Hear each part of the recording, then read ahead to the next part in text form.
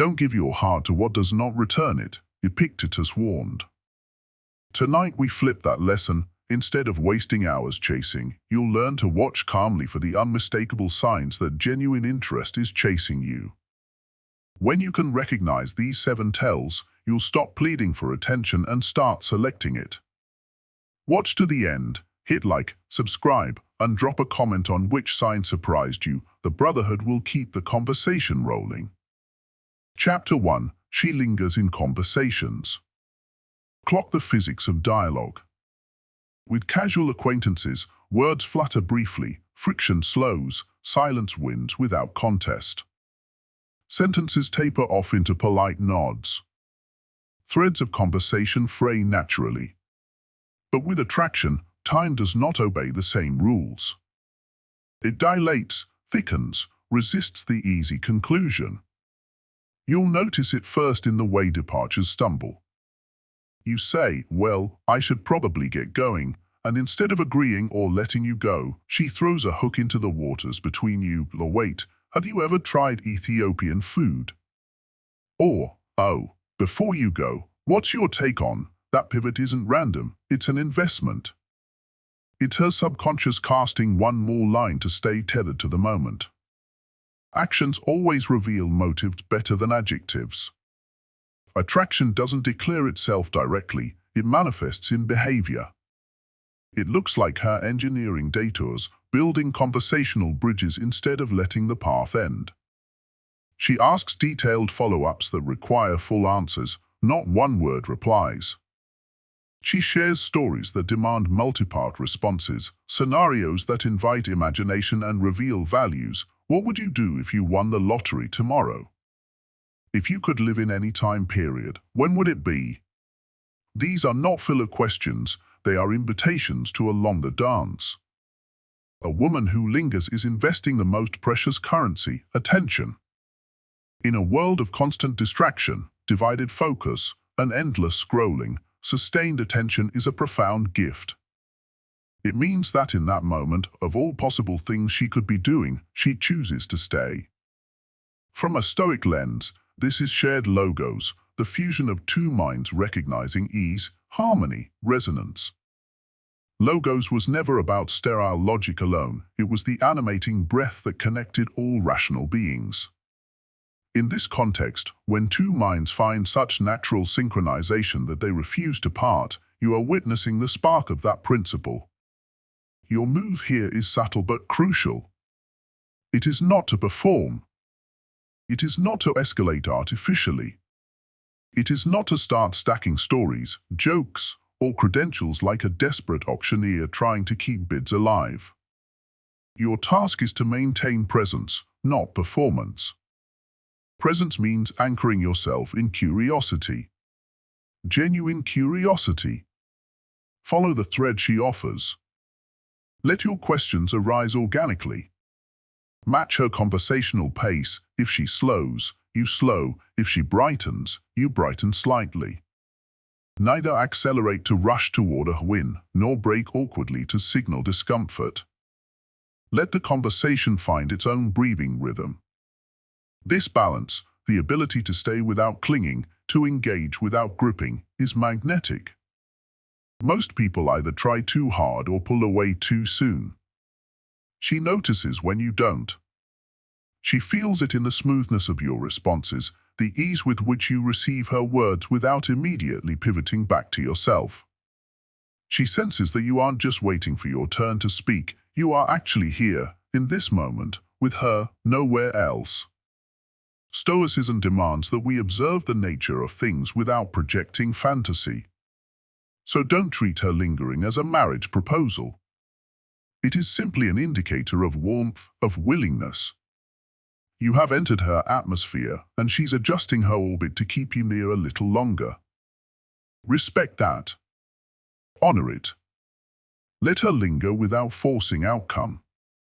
One of the most powerful, almost invisible signs that a woman is genuinely engaged is when conversation seems to restart itself without any deliberate push. You answer a question, a natural pause happens, and instead of it growing into a silence, she reignites the flame. That reminds me, or I've never thought about it that way before. What about, when that happens, you're not just conversing anymore? You're co-creating a private, spontaneous world that lives outside the ticking clock. Let the conversation end on its own terms. Don't force closure prematurely just because you're afraid of overstaying. And when it does close, let it be mutual, a mutual smile, a mutual acknowledgement that this could easily have continued but must, for now, pause. When that happens, you'll notice something even more powerful. The next conversation doesn't feel like starting over. It feels like a continuation. The thread was never cut, it was simply placed down carefully, waiting for both of you to pick it up again. If she lingers once, take note. If she lingers repeatedly, you are not imagining the interest, you are simply witnessing it written in the most primal, ancient ink there is, shared time willingly extended. Chapter 2. She mirrors your mannerisms. Human nervous systems are not isolated. They run an ancient sync protocol called limbic resonance, an invisible tuning fork that vibrates between two people who feel safe, aligned, and subconsciously connected. You lean back into your chair. A minute later, she adjusts herself into the same angle. You cross your arms casually while listening. Soon after, her arms find a similar fold. The copying isn't conscious. It isn't strategic. It's ancient body language, whispering without words, I feel safe around you. This is not something learned from a dating coach. This is not social media conditioning. It is biological. It is a pre-verbal, pre-civilization relic.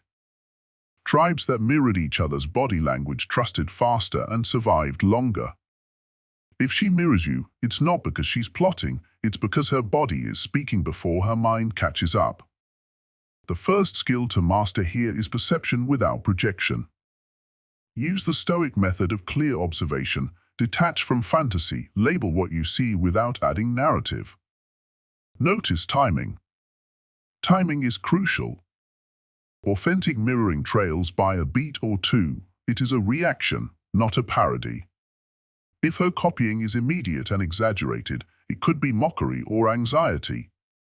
But if the mimicry is delayed slightly, natural, and unforced, it's one of the oldest green lights known to man. Testing the mirroring lightly strengthens your certainty. Shift your posture. Angle slightly to one side. Slow your speech cadence. Lower your vocal tone by a half step. Don't stare, don't demand, don't test with tension. Simply adjust yourself like a ripple on a pond and see if, after a few seconds, the echo comes back. If it does, you are not imagining the connection. You are witnessing rapport already at play beneath conscious thought. The danger here is getting greedy, pushing harder, overplaying. If you notice her mirroring and try to amplify your own mannerisms to drive it home, you break the spell. You jolt her from subconscious safety into conscious evaluation. And once she starts thinking about the interaction rather than feeling through it, the magic begins to recede. The limbic song stops. She shifts back into guardedness. Instead, the right move is stillness. Breathe slower. Let gestures open naturally, measured, confident, relaxed. Set the tempo like a skilled musician playing not for applause but for immersion. A slower heartbeat is contagious. When you slow yours, hers follows without realizing. When you relax into your presence, her nervous system finds refuge without asking permission.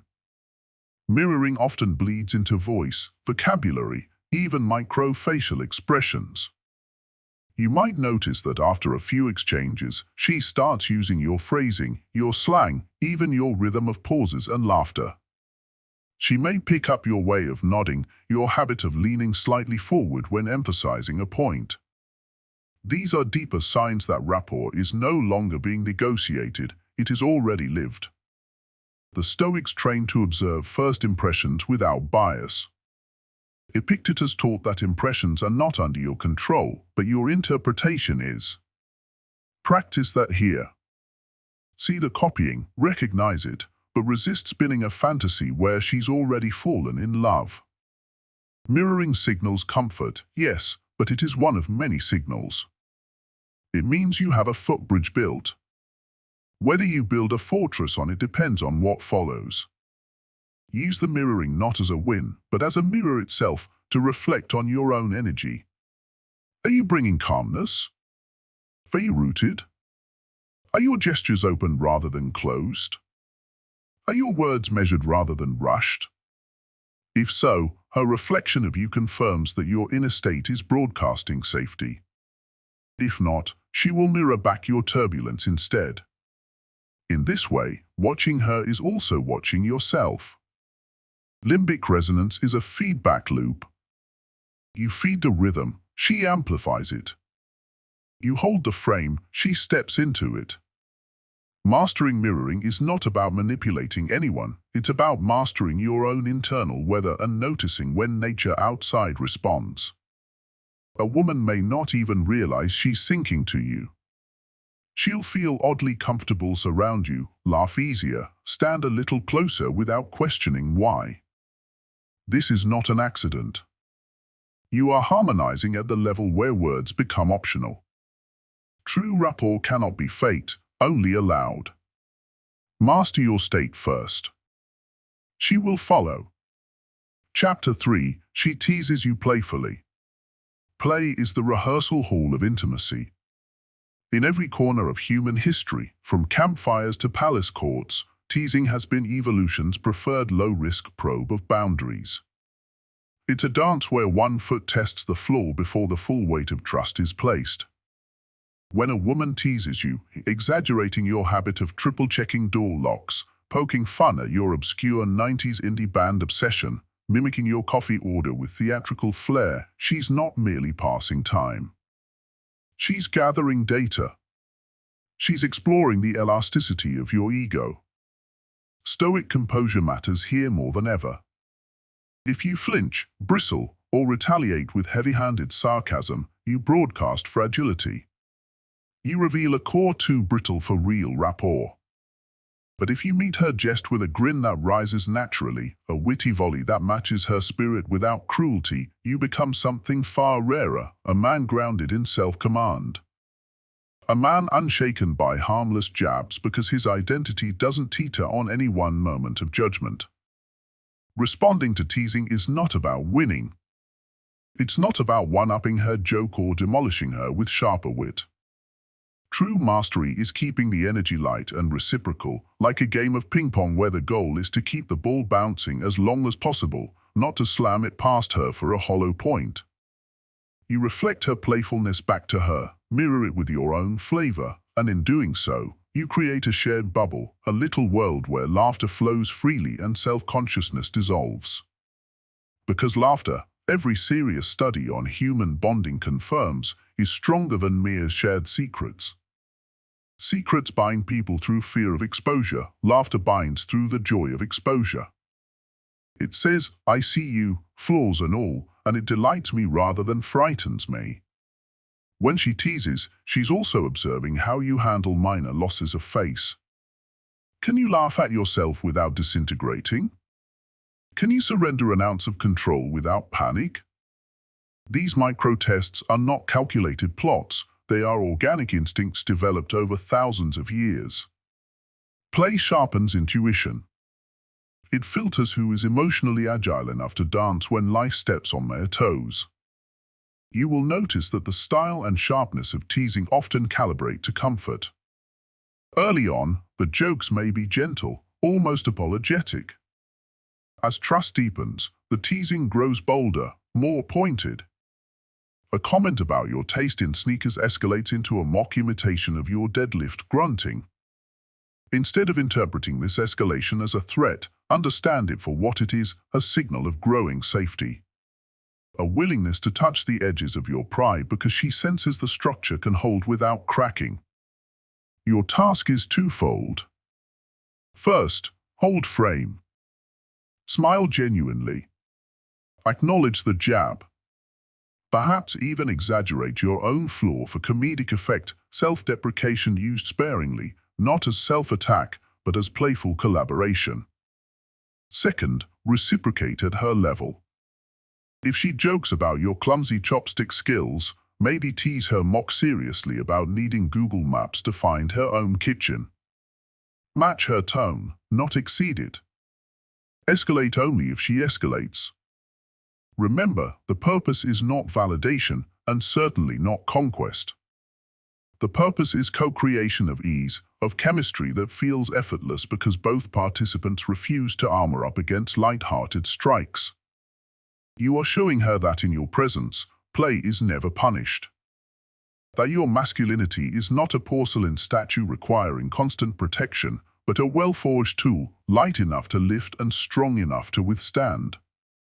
The Stoics remind us, insult, real or imagined, is powerless unless granted entry. Teasing isn't even insult, it's invitation. An offer to join her on the playground of connection, where vulnerability is rewarded with deeper resonance, not weaponized for dominance. If you respond with hurt defensiveness, even once, you train her nervous system to associate play with danger. She may still like you, but she'll laugh less. Cheer less. Risk less. On the other hand, if you respond with lightness, with composure dressed in humor, you invite more play. You create a virtuous cycle where each laugh paves the way for the next, each smile makes the next touch, the next inside joke, the next shared glance more natural.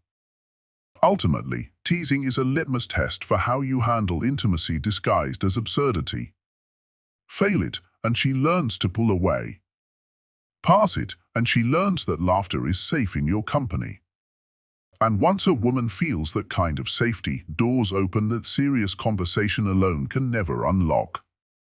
This is why a man who can accept playful teasing without losing footing becomes rare and deeply magnetic. It signals a paradoxical power. You are strong enough to not need the shield, and wise enough to know that vulnerability, when skillfully handled, is strength in its most disarming form. So the next time she teases you about your bad parking or your dad jokes, lean into it with a smirk, volley something back that keeps the game alive, and know that behind every laugh, intimacy is quietly tightening its threads around you both. Laughter is the shortest distance between two people. Play it well. Chapter 4. She finds reasons to touch you. Tactile contact bypasses the analytical mind. It doesn't request permission from the prefrontal cortex. It speaks directly to the nervous system, to the primal layers beneath language. A simple, seemingly casual touch is often the body's first admission of trust, sometimes even of desire, long before words catch up. When a woman finds reasons to make contact with you, it is rarely accidental. It begins small, almost deniable, brushing a piece of lint from your jacket that could have been ignored, a playful sideways nudge when you tell a dry joke, a congratulatory fist bump that lingers a half-second longer than required by social ritual. She might accidentally graze your hand when handing you a pen, or when you walk shoulder to shoulder through a narrow doorway that clearly could have accommodated single file. These gestures are carefully reckless, bold enough to be felt, subtle enough to be plausibly dismissed if necessary. The Stoics taught to treat external events, praise, insult, fortune, loss, with detachment. Touch, too, must be observed through this lens. You must notice, catalogue mentally, but neither grasp it nor retreat from it. See the gesture for what it is, a signal, not a guarantee. If you interpret it correctly, you become immune to both premature excitement and paralyzing doubt. The key lies in frequency and escalation. One accidental brush could be chance. Repeated, sustained, or deepened contact over multiple interactions begins to reveal pattern and intent. A second graze becomes a brief touch to the forearm during conversation. A third becomes leaning closer when laughing, her hand resting lightly on your knee during a shared moment of humor. Patterns matter more than isolated instances.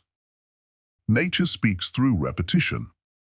When you detect genuine, repeated touch signals and if you feel mutual interest, your next move must be calibrated with care.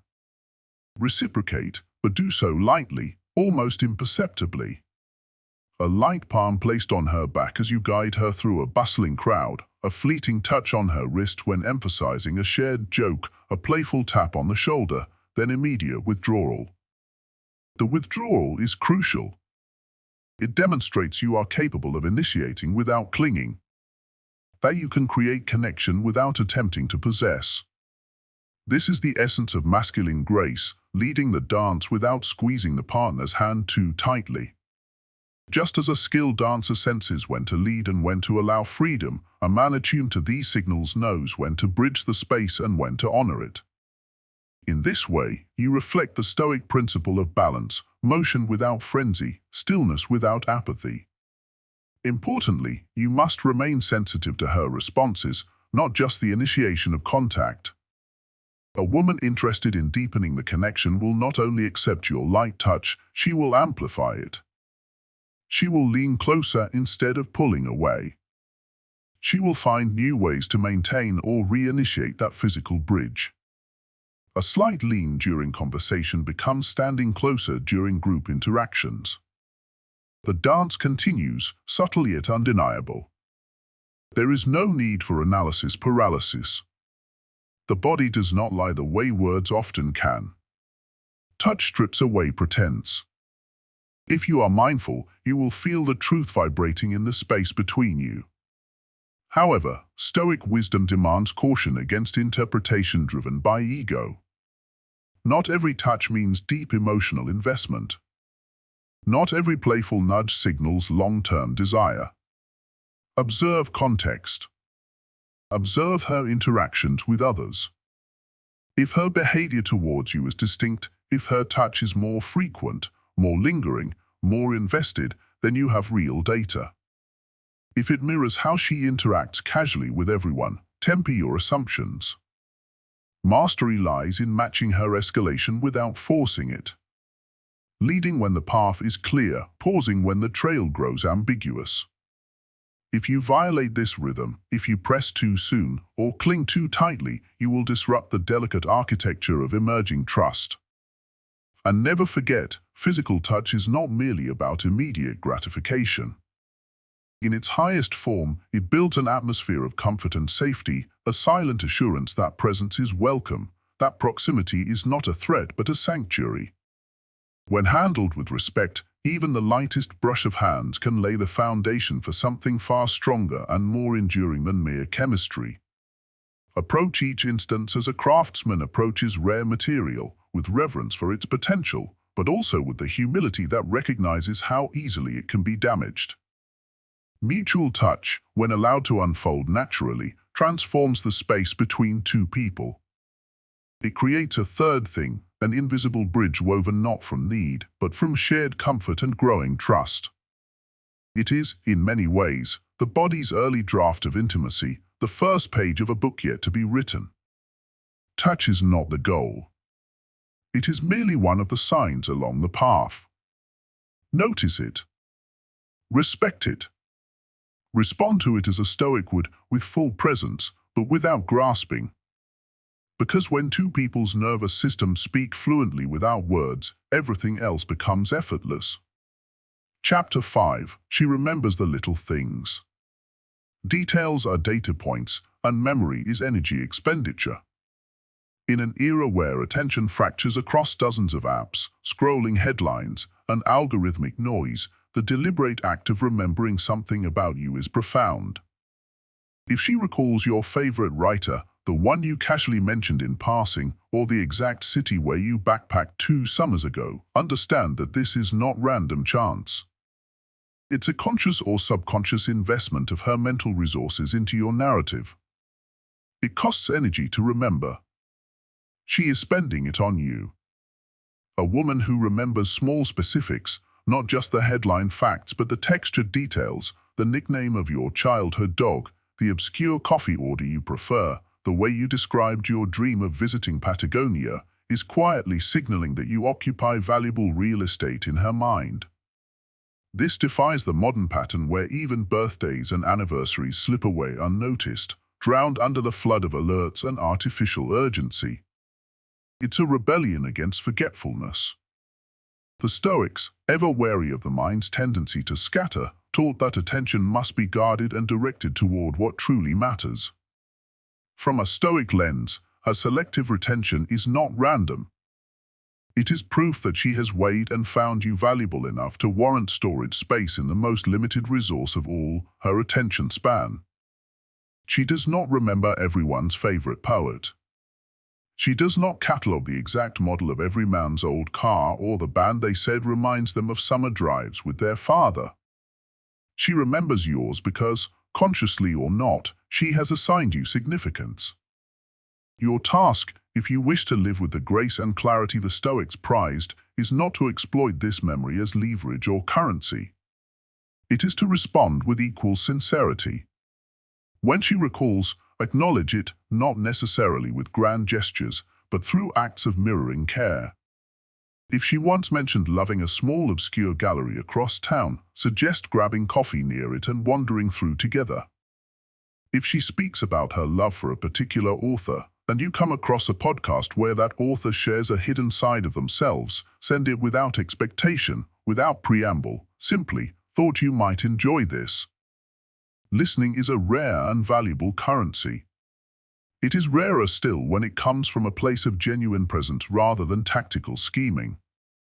Too many today hear only long enough to reply, not to understand. To truly listen, to internalize, and to act upon that knowledge without demanding anything in return is magnetic in a way no flash of charm can replicate. It becomes the architecture of deep trust, the foundation upon which any enduring connection must be built.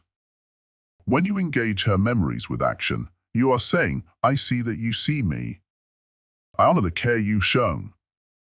You convert the invisible into the tangible. And crucially, you affirm that sincerity is not a solo act but a shared discipline. This is not about keeping score. It's about building a shared ledger of presence, an unspoken record of who showed up with their full mind and heart.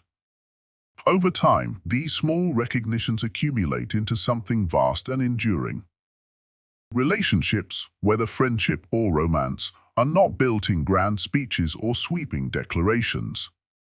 They are built quietly in these micro moments when one person signals, I noticed, and the other signals back, I noticed that you noticed.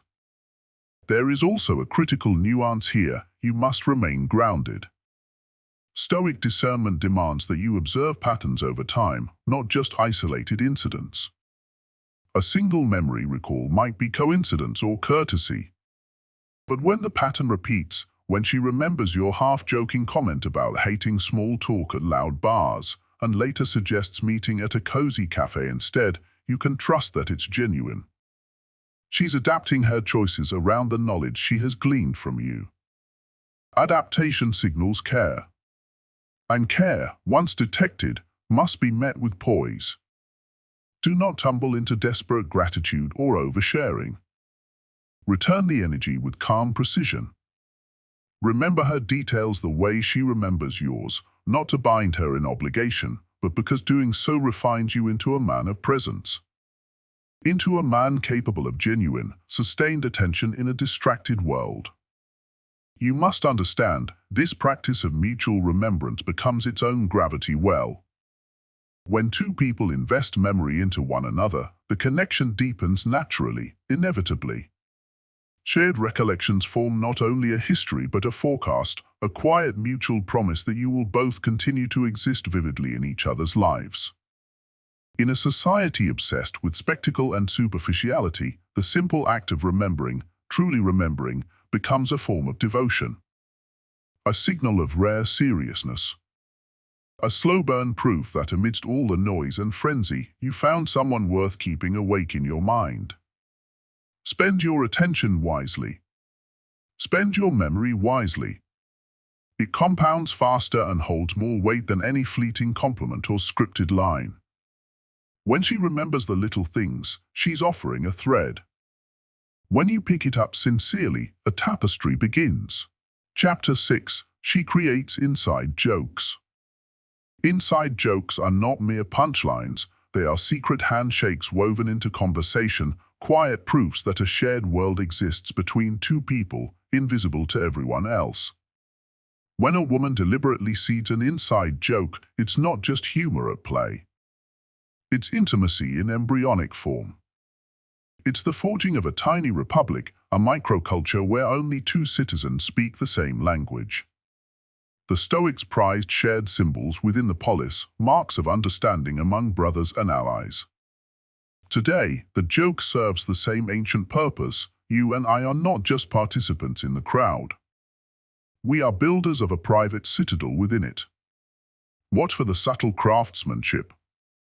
She might riff on a mispronounced menu item from your first lunch together, laughing each time you pass that restaurant. She might reference a clumsy comment you made, transforming it from a moment of awkwardness into a recurring comedic talisman. Maybe she revives a meme only you two found hilarious long after others forgot it. These callbacks aren't random. They are evidence of attention, memory, and the desire to compress shared time into instant smiles. A whole afternoon, a whole inside story, can shrink into a smirk or a single word when the joke is planted well. The power of these private references lies in their scarcity. She doesn't share these jokes with everyone. If she's looping you into this shorthand, she's declaring that you matter enough for her to construct relational artifacts. Each inside joke becomes a bridge between two separate consciousnesses, a bridge that must be carefully maintained without overuse or force. The wise man, the Stoic observer, understands the delicate economy of inside jokes. When she offers one, you build lightly on it. Extend the riff with an echo or a playful variation, but avoid grabbing it too tightly. Overuse tarnishes the magic. Like a rare wine uncorked too often, the joke loses its specialness if dragged into every conversation. Part of what makes an inside joke powerful is its timing, rare, almost ritualistic, moments when it's evoked and enjoyed. Scarcity preserves potency. A reference dropped at just the right moment reminds her, not just intellectually but viscerally, that your connection exists outside the ordinary flow of social noise.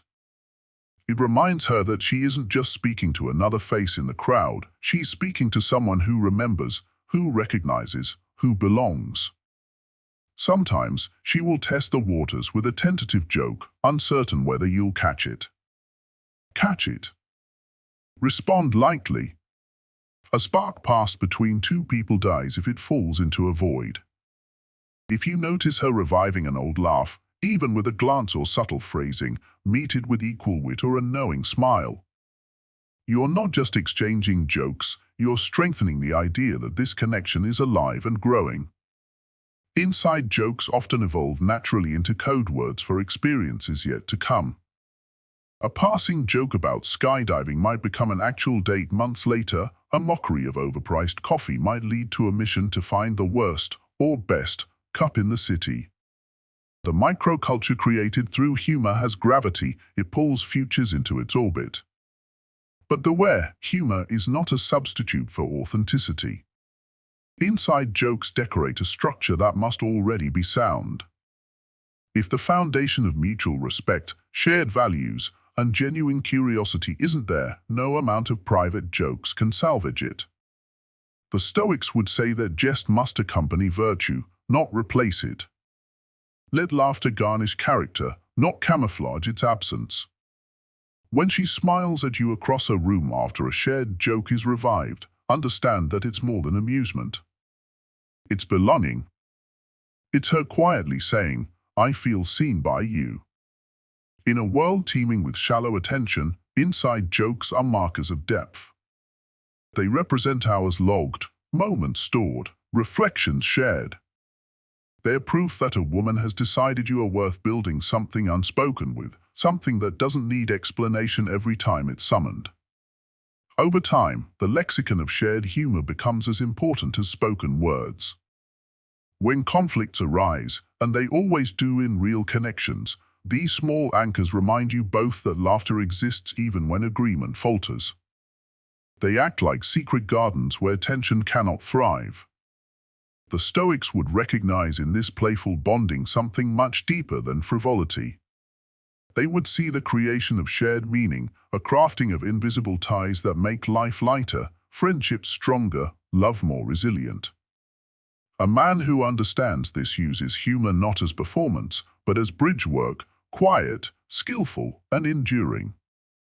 Inside jokes, when tended properly, are not merely about being funny.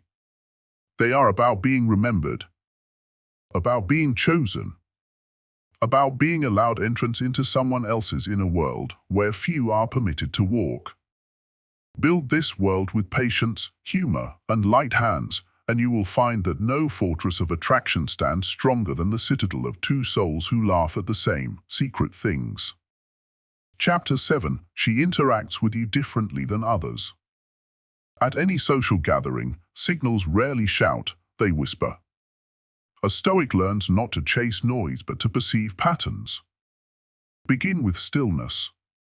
Observe how she navigates the room. Where does her gaze land when she's not speaking?